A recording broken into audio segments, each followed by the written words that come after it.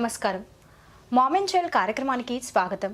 సాధారణంగా మహిళలకు వచ్చే అనేక సమస్యల్లో గర్భసంచిలో గడ్డలు అనే సమస్య ఒకటి. అసలు ఈ సమస్య అంటే ఏంటి, గర్భసంచిలో గడ్డలు ఏర్పడడానికి గల ప్రధాన కారణాలేంటి, అలాగే ప్రస్తుతం ఈ గర్భసంచిలో గడ్డలు ఏర్పడిన సమస్యకి ఎలాంటి చికిత్సా విధానాలు అందుబాటులో ఉన్నాయి, ఈ విషయాల గురించి వివరించడానికి మనతో పాటు ఉన్నారు ప్రముఖ గైనకాలజిస్ట్ డాక్టర్ స్వప్న గారు. వారిని అడిగి మరిన్ని విషయాలు తెలుసుకుందాం. నమస్కారం డాక్టర్ గారు. నమస్కారం అండి.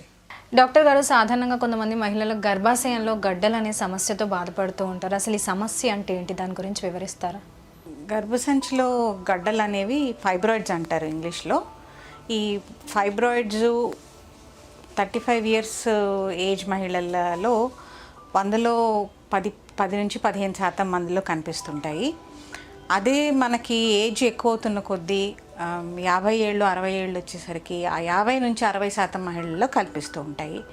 ఇవి గర్భసంచిలో 3 లేయర్స్ ఉంటాయి. సబ్సీరోజల్ లేయర్ అంటే గర్భసంచి బయట పొరలో పెరిగేవి, ఇంట్రా మయోమెట్రియల్ అంటే గర్భసంచి మెయిన్ ముఖ్యంగా ఉన్న పొరలో మయోమెట్రియంలో పెరిగేవి, సబ్ మ్యూకోజల్ గర్భసంచి లోపల పొరలో పెరిగేవి. 3 రకాలుగా పెరుగుతుంటాయి. ఒక్కొక్కసారి పక్కకి బ్రాడ్ లిగమెంట్లో కూడా పెరుగుతుంటే వీటిని బ్రాడ్ లిగమెంట్ ఫైబ్రాయిడ్స్ అంటారు. ఇలాగ గడ్డలు 3 రకాలుగా గర్భసంచిలో పెరుగుతూ ఉంటాయి. డాక్టర్ గారు, మరి ఈ గర్భసంచిలో గడ్డలు పెరగడం అన్నది వంశపార్యపరంగా వచ్చే అవకాశం ఉందంటారా, లేదా ఇంకా ఇతర కారణాల వల్ల ఏమైనా వస్తూ ఉంటాయా?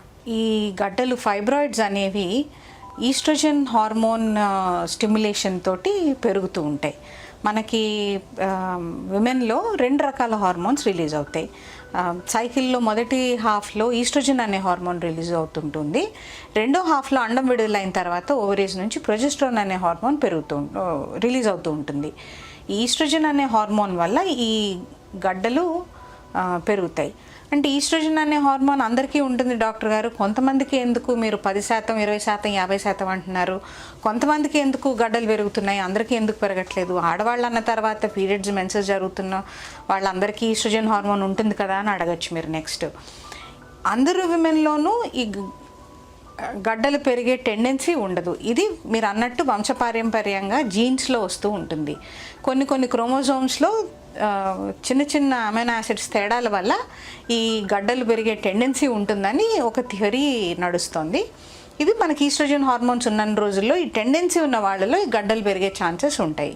కొంతమందికి సింగిల్ గడ్డ పెరిగే ఛాన్స్ ఉంటుంది, కొంతమందికి మల్టిపుల్ ఫైబ్రాయిడ్స్ వచ్చే ఛాన్సెస్ ఉంటాయి.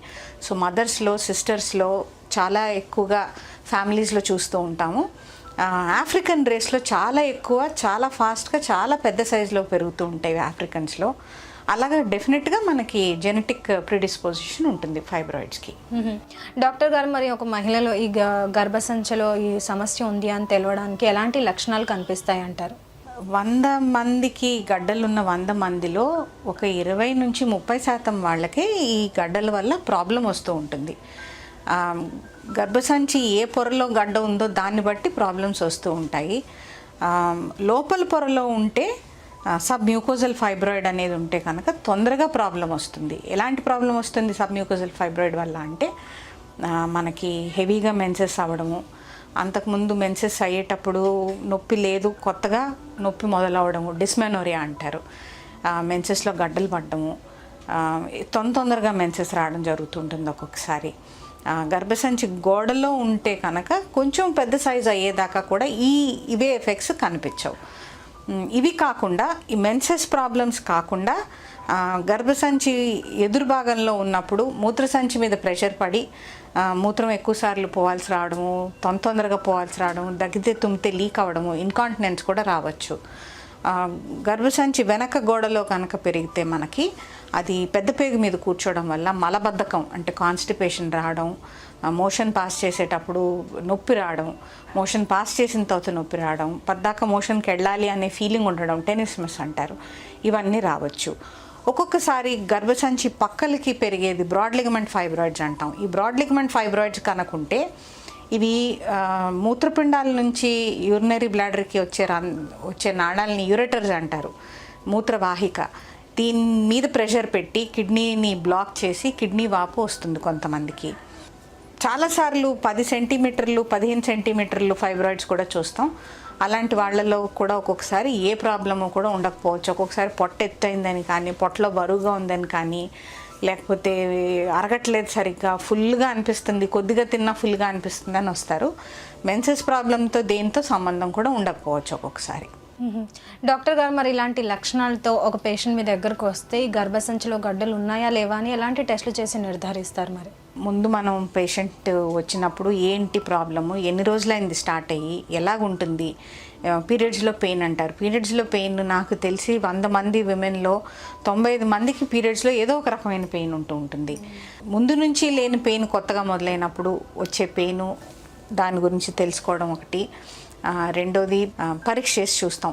హిస్టరీ తీసుకున్న తర్వాత పరీక్ష చేసి చూసినప్పుడు గర్భసంచి షేప్ ఇర్రెగ్యులర్గా మారి మామూలుగా ఉండాల్సిన సైజు కంటే కొంచెం పెద్ద సైజులో తగులుతుంది ఒక్కొక్కసారి.